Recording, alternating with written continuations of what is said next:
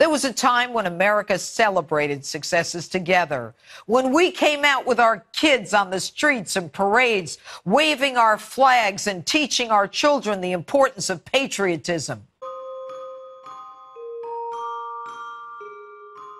There was a time when liberals were known as people who were all-inclusive. They were generous souls, fighting for the common man to assure his success and safety.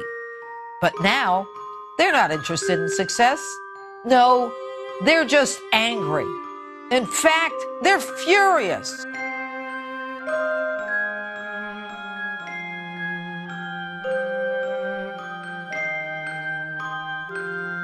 As our president is primed to do what no other president has ever come close to doing in the history of this country with North Korea, there are many in the mainstream media, cable news networks, and left-wing liberals who are rooting for him to fail. When it comes to Donald Trump, hate is their daily fare. They hate him so much, they want him to fail. Peace be damned. The success doesn't matter, nor does whether they benefit from it. If he doesn't get credit for being one of the smartest, most clever, and successful negotiator presidents of all time, then we will know for sure what it's about and who they are.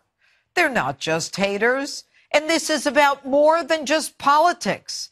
They're rooting for America's failure, and that is un-American. Take a look at how they reacted a few weeks ago when the president sent a letter to North Korean dictator canceling the proposed June 12 summit in Singapore. We're trapped in a one-man national security policy from hell. He blindsides his allies. He doesn't consult with Congress. As far as we know, he didn't consult with his own National Security Council. He dictates this bizarre, actually embarrassing letter. It has always been a little hard to believe that Donald Trump was going to become the first U.S. president ever to meet a dictator of North Korea. The effort to bring that meeting about has been chaotic and disorganized and sometimes nonsensical from the start. Big surprise, the impossible dream turned out to be an impossible dream. President Trump canceled the June 12th summit meeting with North Korea because, according to NBC News, he was afraid the North Koreans would cancel the summit, so he wanted to beat them to it. Beat them to it? Really? We finally have a president who has the chutzpah to tell this dictator to buzz off. No pun on his haircut. We get 3 American hostages back. The president hasn't lifted any sanctions and is prepared to impose new debilitating economic sanctions pending the outcome of the summit. Compare this to our last failure of a president who sent love letters to the Ayatollah begging Iran to come back and then paid him off with tons of cash and euros on pallets and unmarked planes.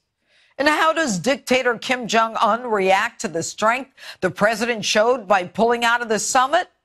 He crawls back in front of the world and asks for the summit to be back on. Our president is on schedule to forge a relationship with North Korea in Singapore that will cause Pyongyang to dismantle its nuclear weapons. The ones that they've been building up ever since the Bill Clinton days, when he wanted to give Kim Jong-il wads of cash, and as he beat his chest parading around ICBMs when Obama was president, we did nothing. Well, nothing that mattered anyway. The Dems have been crying about nukes forever, and as this president openly negotiates for the safety and security of this nation and enhances our military strength, destroys ISIS, they still complain. They literally don't want to see him fix this. Take a look at this from The Economist. The headline, this is the cover, America's foreign policy. The wrecking ball the president is swinging on is the planet Earth. And Senator Chuck Schumer tweets this: with ICBMs and nuclear warheads in the hands of North Korea, the situation is far too dangerous for seat-of-the-pants negotiating. You know, Chuck, not for nothing, but it was your party that screwed this up to begin with. You have no idea how much advance work has been done. You're too busy criticizing the president or crying about people you don't even care or know. You simply can't comprehend the genius of Donald Trump, unless, of course, you were looking for a campaign contribution, but that was back then. And you can't comprehend Mike Pompeo.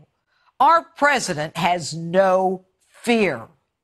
And according to Prime Minister Abe of Japan, who said it best, a major step forward is about to be taken. President Trump, you are about to make a new history. Not only Japan, but the whole international community is strongly looking forward for the United States-North Korea summit to open doors toward peace and stability of Northeast Asia. There was a time when liberals were known as people who were all-inclusive. They were generous souls fighting for the common man to assure his success and safety. But now, they're not interested in success. No, they're just angry. In fact, they're furious. We have a president who steamrolls the economy to historic heights, consumer confidence at an 18-year high, a stock market hitting record highs, tax cuts for everyone. And unemployment is not just down. There are actually more jobs than there are people to fill them. Did you hear what I just said? More jobs available than there are people to fill them. African-American unemployment is at its lowest in the history of this country. And the same with Hispanics. Our businesses will be able to compete again as we get our mojo back on the world stage. Take a look at these pictures from the G7. Our president is in the middle of every photo. The man is center stage. World leaders are all over him. The questions are to him. He is dominating the G7. America is back, folks. The truth, however, is a far cry from what stumbling Nancy said just a few weeks ago.